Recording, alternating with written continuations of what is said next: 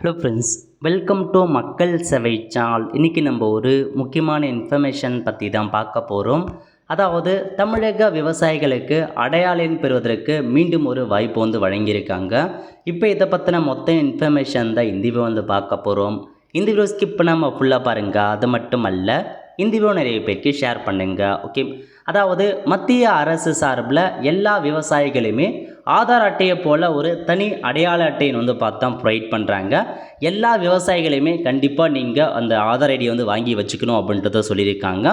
இதனால் என்ன உங்களுக்கு பலன் கிடைக்கும் அப்படின்னு பார்த்தீங்கன்னா, அரசின் நலத்திட்டங்கள் அனைத்தும் முறையாக விவசாயிகளுக்கு சென்றடைவதை உறுதி செய்யும் பொருட்டு தமிழ்நாடு அரசு வேளாண் அடுக்ககம் கிரைன்ஸ் திட்டத்தை அறிமுகப்படுத்தியுள்ளது. ஒன்றிய வேளாண் அமைச்சகத்தின் வழிகாட்டு நெறிமுறையின்படி மாநிலம் முழுவதும் இத்திட்டம் செயல்படுத்தப்பட உள்ளது. மின்னணு முறையில் விவசாயிகளின் தரவுகள் சேகரிக்கப்பட்டு மாநிலத்திலும் உள்ள அனைத்து விவசாயிகளுக்கும் ஆதார் எண் போன்று விவசாயிகளுக்கென தனித்துவமான அடையாள எண் வழங்கப்படும் அப்படின்றத சொல்லியிருக்காங்க.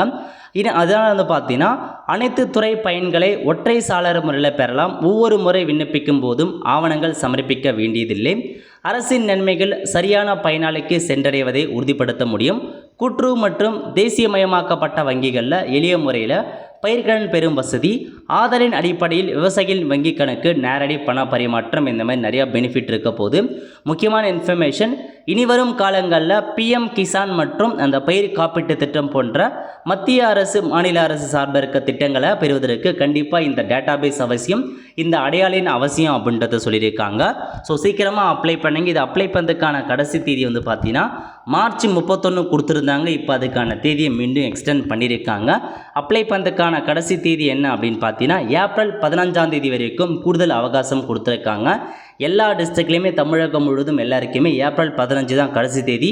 அதுக்குள்ளே எல்லாருமே அப்ளை பண்ணுங்க அப்படின்றதையும் மென்ஷன் பண்ணிட்டாங்க. இது வரைக்கும் பார்த்தா கம்மியான நபர் தான் பதிவு பண்ணியிருக்காங்க. இன்னும் பல பேர் பதிவு பண்ணாமல் இருக்காங்க அப்படின்ற மாரியும் ஸோ அந்த தரப்புலேருந்து தெரிவிச்சிருக்காங்க. ஸோ சீக்கிரமாக பண்ண பாருங்கள்.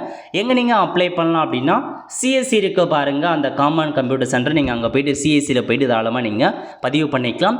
எதுவுமே இல்லை, உங்களுடைய ஆதார் கார்டை கொண்டு போங்க. அதேமாரி உங்கள் சிட்டா காப்பி எடுத்துகிட்டு போயிட்டு ஆதாரில் பதிவு பண்ண மொபைல் நம்பர் இருந்தால் போதுமானது. நீங்கள் தாராளமாக பதிவு பண்ணிக்கலாம்.